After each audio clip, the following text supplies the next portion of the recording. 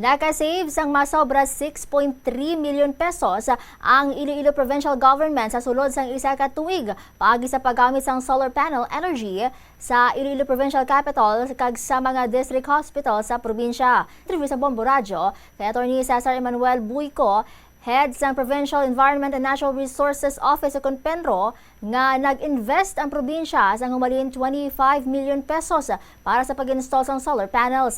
So sa iya kabayan ini sang inisyatibo sa probinsya agod mangin mas innovative kag epektibo ang paggamit sa enerhiya. Imbes nga dako nga kantidad ang mabayad o ang mabayad sa mga power provider, nakakinot ang probinsya sang 6.3 million pesos nga mahimo pa magamit sa nagkalain niya proyekto sang gobyerno. Payag ni Buico dako gid ang bulig sang solar energy ilabi na sa mga ospital bangod kadako sang nabuhin nga balayran sa kuryente sang tagsa ka district hospitals sa probinsya sang Iloilo. Sunod pa kay Buico, ang solar panel system ang ginapaabot nga magalawig sang 15 ka tuig nga magapadayon nga maghatag o kung magapadayon nga maghatag sa benepisyo sa Iloilo Provincial Capital kag sa mga ospital. Gindugang maniya nga ang mga nagakinot ukon ang mga maknakinot na pondo mahimo liwat i-reinvest sa pagbakal kag pag-install pa sang dugang nga solar panels.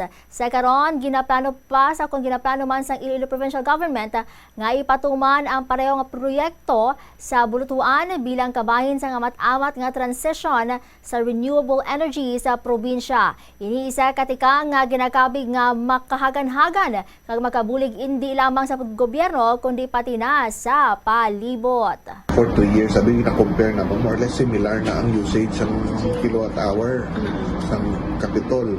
Subong drastically nagbubo din siya. And ang total nga savings sa amount sa dahil ang Capitol alone is only half a million from April. Siya tingbo na mong computation tanang pagkapin ng district hospitals nato nga under sa province yung pangbutangan man nato sa solar. So naglapot total gid nga ginabayaran sang probinsya ang na-save nato sa around 6.3 million. 6.3 million ang na-save nato na imbis na ibayad nato sa power provider, na-save nato sa based on usage sa kilowatt hour.